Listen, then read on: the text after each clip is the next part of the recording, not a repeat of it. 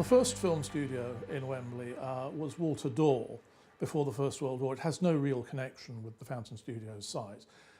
It was set up by a company which were producing cinematic equipment and wanted to expand into making actual films. And they took over in Wembley Park a variety hall that had stopped being used, and they turned it into a small film studio. They had a triple external rotating stage, so they could have 3 sets at once lit by natural light. And they produced about 189 films in the period of operation, but not all of those were produced at Wembley, but probably about half of them were. And they closed down before the First World War. The most important event, probably in the entire history of Wembley, is the British Empire exhibition of 1924 to 5. There'd been plans for a British Empire exhibition from before the First World War, but it didn't actually finally come to happen until 1924. It was intended to both make the public more aware of the empire. There was a feeling among the British political class that the public weren't really that interested in the empire. And also it was intended to encourage internal trade within the empire. It probably wasn't entirely successful in either of those goals, but it was an enormous event and very, very popular at the time, although it made a loss like as most exhibitions do. It consisted of a large number of concrete pavilions, some of them covering aspects of engineering and design, and some of them covering specific colonies and dominions. So there was a Canadian pavilion, an Australian pavilion, a West African village, an East African village, a South African pavilion, and such like. These were large structures. Of course, also the Wembley Stadium itself was built for that. These concrete pavilions were very large structures, and the largest of them all, which was the largest concrete structure in the world when it was built, was the Palace of Engineering. And after the Empire Exhibition closed in 1925, the Palace of Engineering was picked as a possible site for a film studio by 2 men called Pugh and Mason. Eventually they didn't buy the Palace of Engineering, but instead of that they bought the Lucullus Garden Club restaurant, which was the fine dining restaurant for the British Empire Exhibition. It was called the Lucullus restaurant in 24, and it was then the Garden Club restaurant in 25. And they bought that and intended to set a film studio up there, but eventually they transferred it to a man called Victor Sheridan, who himself transferred it to a company called British Talking Pictures. And it's at that point that you start having a genuine large film studio on this site. The British Empire Exhibition was hugely popular, despite the fact that it didn't make a profit. It had millions of visitors over 2 years, and it offered a variety of entertainments, ranging from pleasure gardens. One of the embarrassments actually of it was intended, obviously, to advertise the British Empire, but one of the most popular actual attractions was a dodgem car set up, which was imported from the United States, which wasn't a British colony, of course.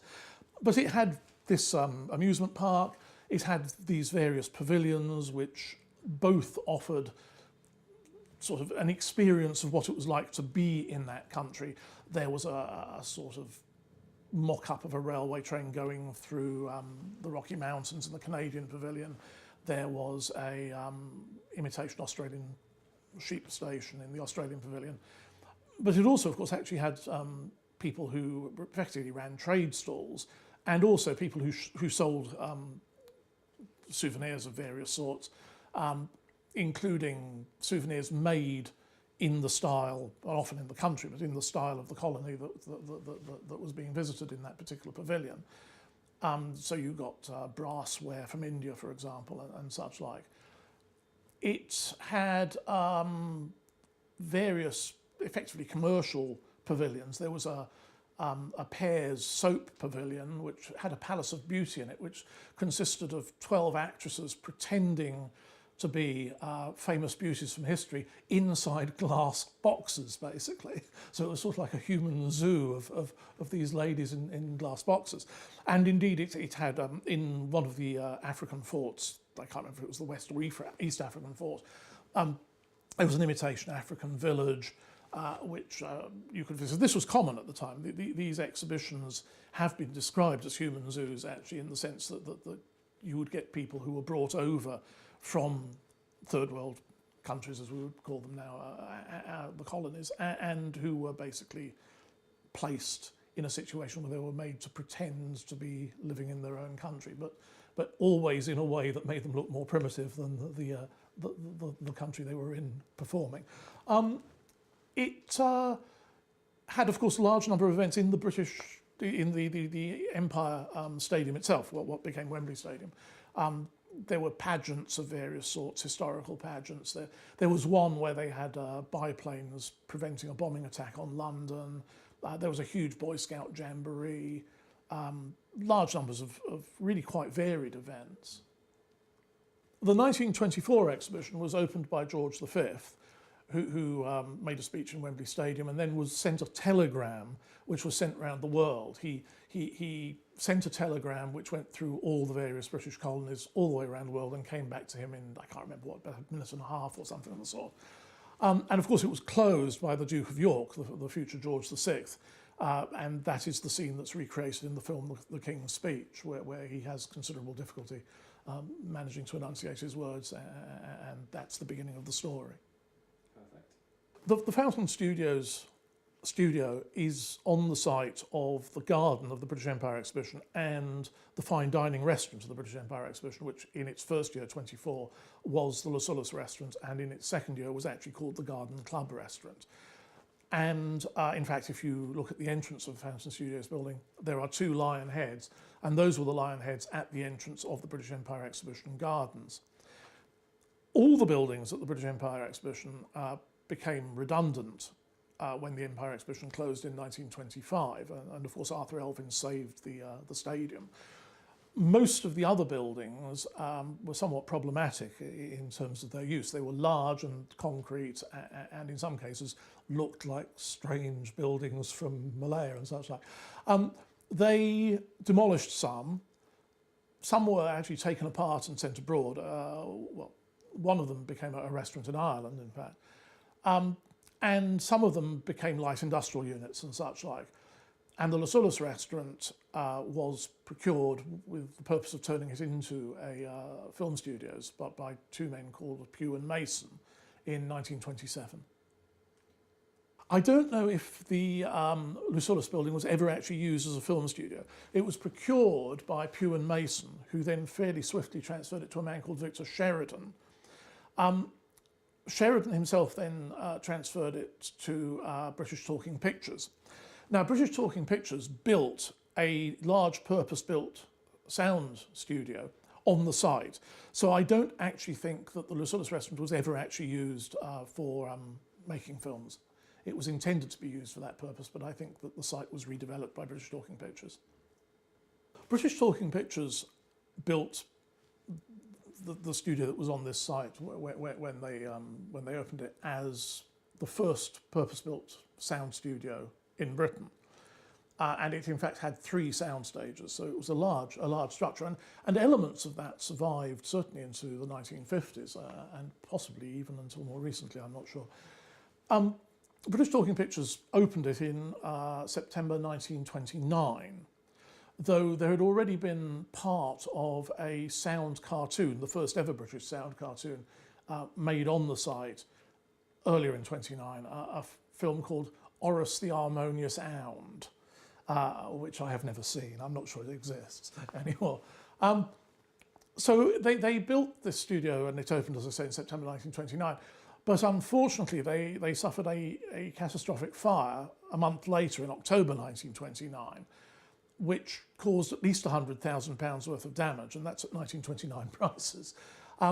But actually, people suspect that's an underestimate because they think that what probably happened is that they intentionally claimed less because they didn't want to give the impression of how much damage had been caused because they were in merger negotiations with another organisation at the time. So British Talking Pictures actually pretty much have a problem from the very start.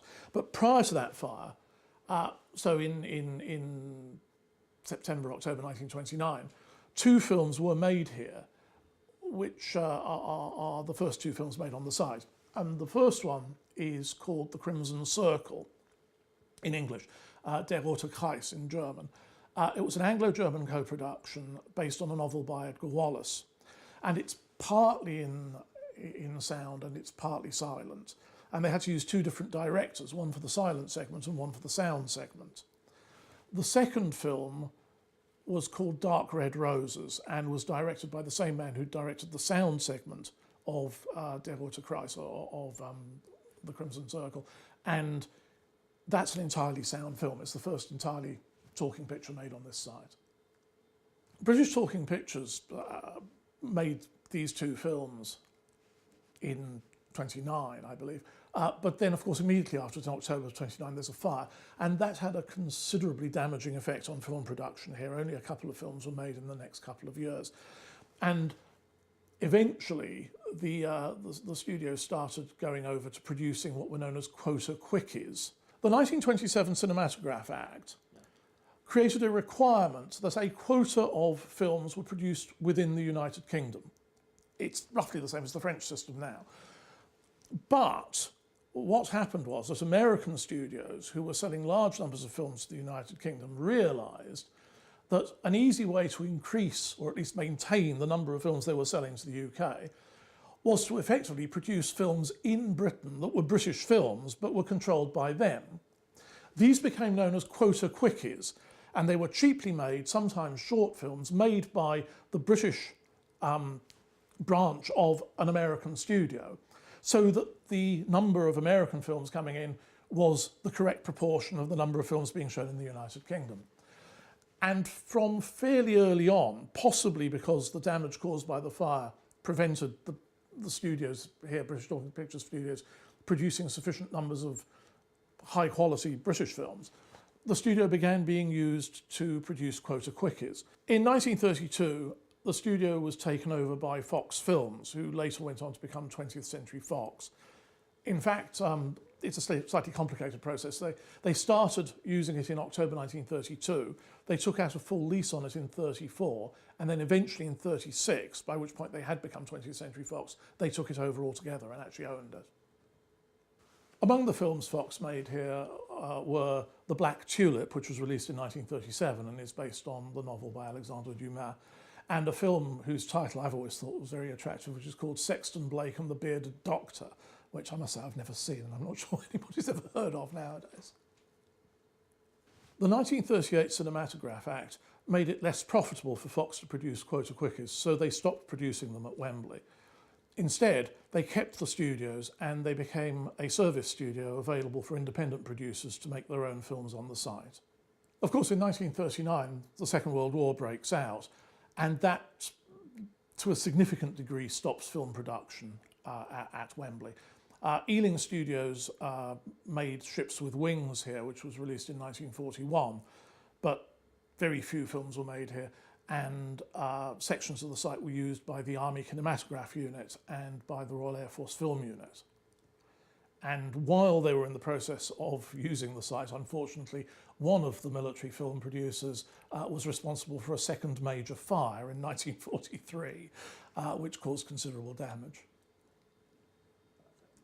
Many institutions, of course, evacuated out of central London to avoid bombing during the war, and 20th Century Fox were one of them. They evacuated the UK administrative offices from Soho Square, and they brought them to Wembley in December 1939. After the Second World War, the studios remained under independent ownership. The RAF Film Unit made several documentaries here in the late 1940s, and a company called Mercia Film Productions made films here in the 1950s. The last film made here, which was released in 1955 and I think made in 1954, was The Ship That Died of Shame, based on the Nicholas Montserrat book and starring Richard Attenborough. The Ship That Died of Shame was produced by Ealing Studios, who'd produced Ships with Wings here during the war. They may have used this because of the size of the space available, because what they did is they produced a full-size replica of a British Second World War motor torpedo boat and floated it in a tank inside the studio. They then proceeded to create an artificial storm for this vessel to operate in the process of which Richard Attenborough was injured by a water hose.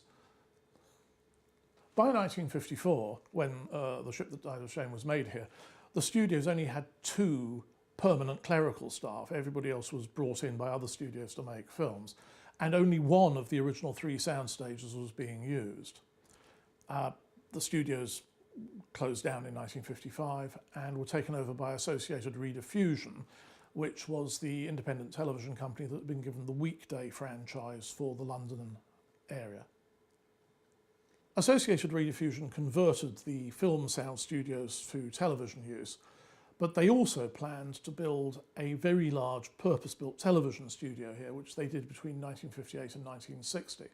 It cost £1 million and was the largest television studio in Europe when it was completed, and had the possibility of having two completely separate stages, or alternatively connecting them together into one absolutely enormous one. The division between the two stages was a wall that was lowered by something which was effectively the traversing mechanism of a warship gun turret, which was needed because of the heavy weight of the size of this temporary partition that could be lowered. And of course, this large divisible studio is the studio that still remains today, and it's still an enormous space, as anyone who's been in it will have seen. The historical significance of this site is primarily probably the fact that it was the first purpose-built sound studio in the United Kingdom. It probably also played a significant role in forming the careers of well-known British actors, because it was used between the wars in the 1930s for quota quickies. A lot of actors came here when relatively young, who later on became household names. I used to work for the Museum and Archive Service of the London Borough of Brent, and the first time I really learnt about the studios here was when I was researching the history of the Beatles in Brent. And the Beatles had performed at the State Cinema in Kilburn, and we had photographs of that. And we also, it turned out, had photographs of them performing in a television programme called Around the Beatles, which was made in these studios.